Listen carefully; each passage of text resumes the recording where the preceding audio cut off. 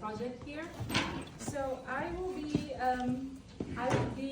talking about the preliminary results of our project, which is on disaster, more specifically flooding preparedness in urban communities in the BIMP region. Now, my title here reflects the variance in cultural context of the communities that we're studying. Baha and Banjir both speak of flooding. So, by the way, recognizing here my Indonesian colleagues and Filipino colleagues. So what is BIMP Iaga? For some of you, this is the first time that you're hearing about the BIMP Iaga. It was given to limited time. I'm just going to say that in 1994, Brunei, Indonesia, Malaysia, and the Philippines decided to create a unit for economic prosperity and growth. This is not covering the entire Philippines. In fact, it's just covering Mindanao area and Palawan province.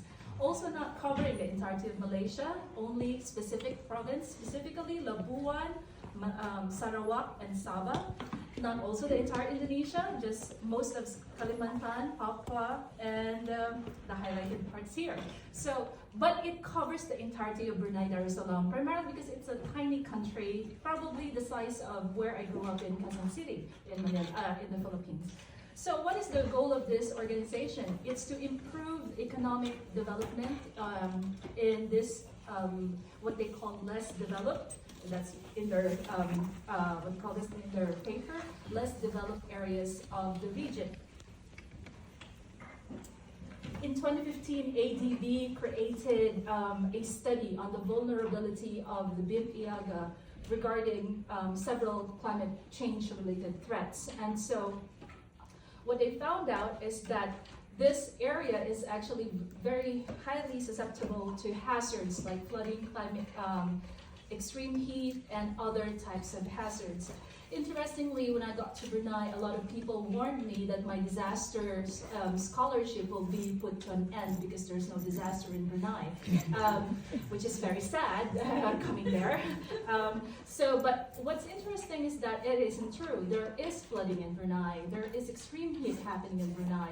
And so this, what prompted this project is my keen interest in disaster governance. And this is actually sparked by an interesting notice that Sarawak, Sabah, and all the areas in Kalimantan would experience flooding and will have 20,000 people displaced and a whole lot of populations affected. However, in Brunei, when they have flooding, the next day everything goes back to normal. And so I was wondering, how is it that we're living in one specific island called Borneo, and yet we're experiencing differently the threats of flooding and other hazards? So, the research project, just a short one, because this is an obsession of mine. I decided as an anthropologist to not go through regular mediums like interview and such, so I've decided that we could explore other designs for research, and that would be, we used sociogram inspired by Yvonne Wu, who started this in her study in the Philippines for Typhoon Haiyan. We also did photo elicitation, and so we have gazillion of photos from field. Participants were very excited to share with us even their flooding photos. Some of them were swimming in the flood and stuff like that. So they were very excited to share this. Photo elicitation became an easy process for us to collect information. And of course, I did walking ethnography. So this is a version of ethnography that focuses on walking in hazard areas and exploring sound sites and stuff like that. We will release a paper on this, so we'll not proceed to discuss the details. Now, here I am going to, please be patient. I've decided to include my collaborators. I have 4 collaborators from each country, and owing to my obsession as well with decolonizing my own practice, I have asked them to record themselves presenting the vulnerability and risk that they experience in their own countries.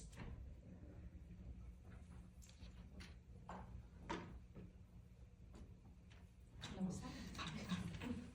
We tried it earlier, there was sound. Mm-hmm.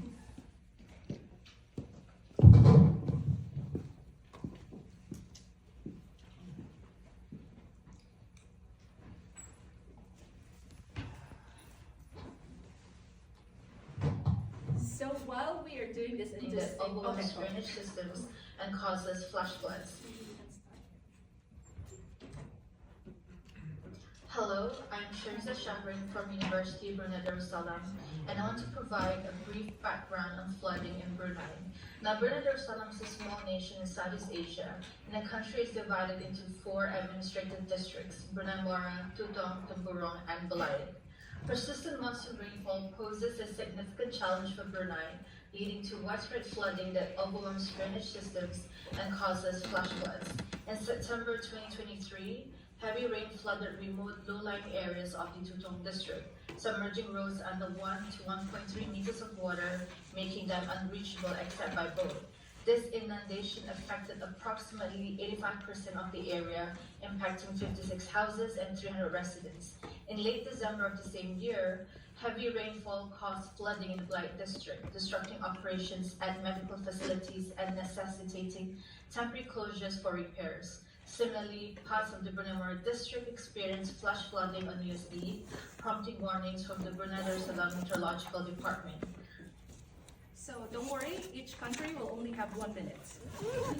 I perfectly timed this. So this is my collaborator, Dr. Lena from Indonesia. Hello, my name is Lena Manifa from Universitas Mangkurat, Banjarmasin, Indonesia.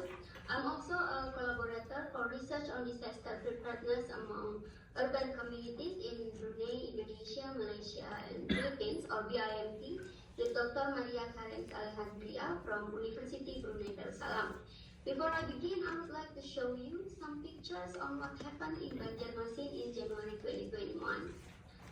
While at the same time, COVID-19 also happened. At that time, Banjarmasin experienced the longest flood. Many urban neighborhoods were immersed underwater for weeks.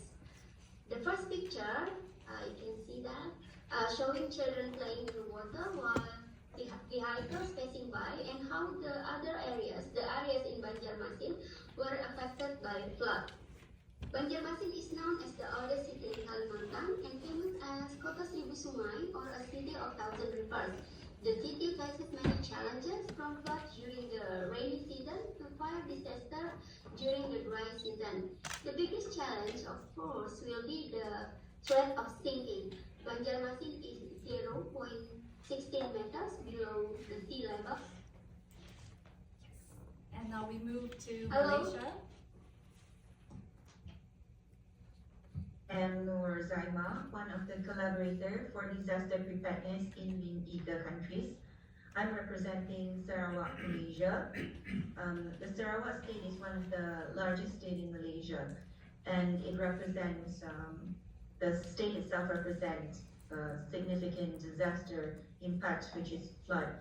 In 2024, Sarawak experienced significant flooding impacting many areas across the state. The causes of the flooding were heavy rainfall, which is an unusually intense monsoon season, which brought heavy and prolonged rainfall, overwhelming rivers, and also the drainage system. The flood in 2024 caused extensive damage to homes, infrastructures, and crops. Many communities were evacuated, with emergency services and relief agencies working around the clock to provide shelter, food, and medical assistance. The flooding also disrupted transportation and communication network, complicating rescue and relief efforts. Okay, and lastly, the Philippines. Good day. I'm Dr. Luana Fernandez, and with me, Dr. Luisa Gakot, and we are from Palawan State University. Palawan was among the regions strongly hit by the super typhoon Odette in the afternoon of December 17, 2021, with maximum sustained winds of 150 kilometers per hour near the center and gustiness of up to 205 kilometers per hour over the coastal waters of Palawan. The super typhoon destroyed the province's capital and northern municipalities, causing catastrophic devastation to both land and property.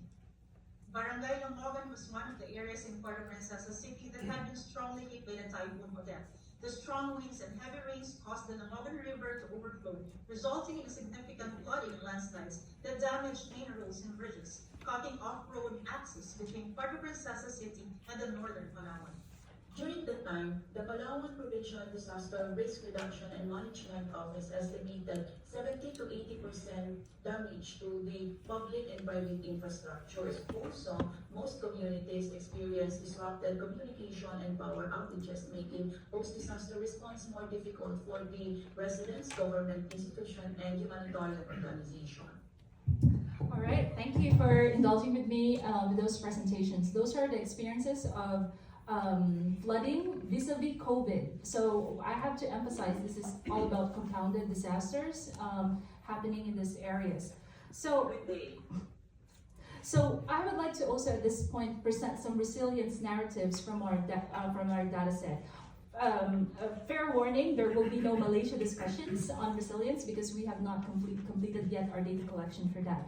So here are, for transportation, during flooding, the government services like trucks and such were not able to access areas, so humanitarian and disaster relief efforts were now thrown into the hands of community members as they utilize existing modes of transportation like bicycle here in Banjarmasin and tricycle, very popular form of transportation in Palawan, to evacuate people and then to deliver humanitarian aid. Now this one is very interesting. Home-based solutions as well as part of our some of the themes we're creating based on resilience. So this one that you're seeing in Indonesia, this is an early warning tool. I was amazed when I saw this. What they did was to create a hole under this is like a bridge, a wooden bridge. This area is a floating village. So they created a hole primarily to see whether the flood, to see the rising of the water. So because usually the warning comes from the government, but at times it's a bit late. So this becomes their way of figuring out whether the water, whether it's time to already evacuate or not.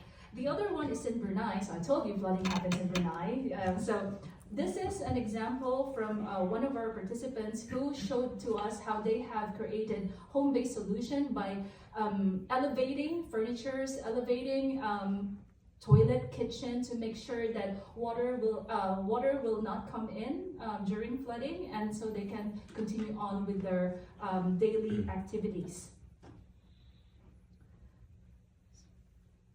And then, of course, another part of the themes we're developing and we've seen is that of the role of interfaith organizations and other civil society in these areas.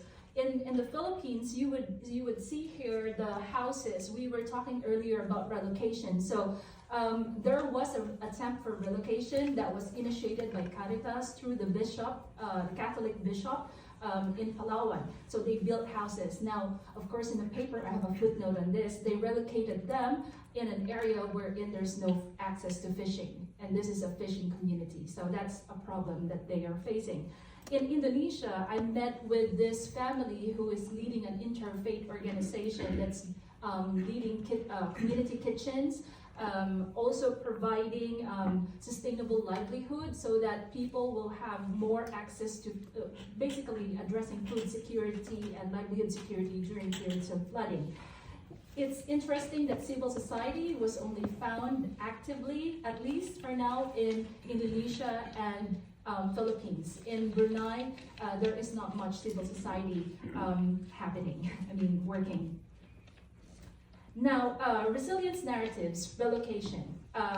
So I would like to highlight an issue about equitable access to disaster preparedness and disaster response.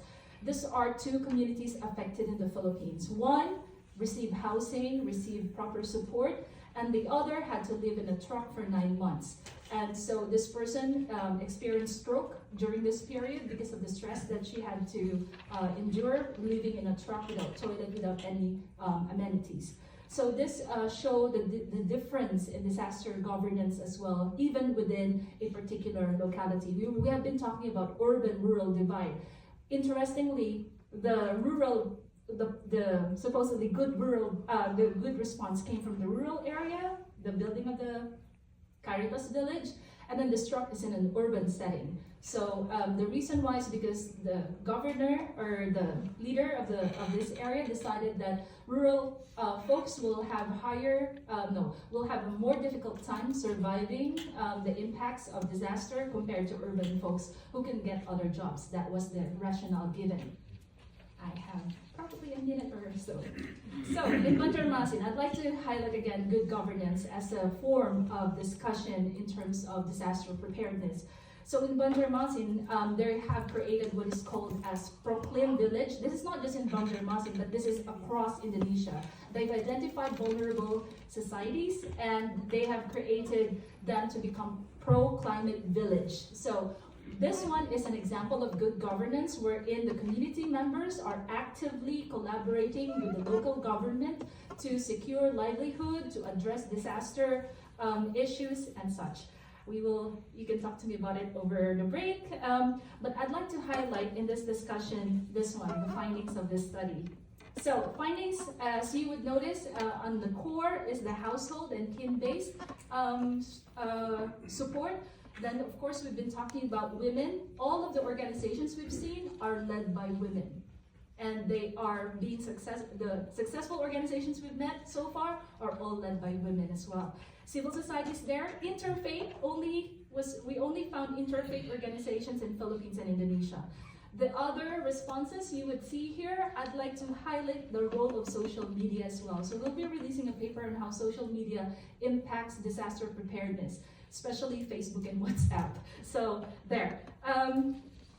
That being said, these are the future directions of our project. We are developing localized early warning systems, localized gender-inclusive disaster preparedness communication toolkit. We are also developing community hazard maps, and of course, we are hoping to present this to the BIMP IAGA for inclusion in their policy. Thank you.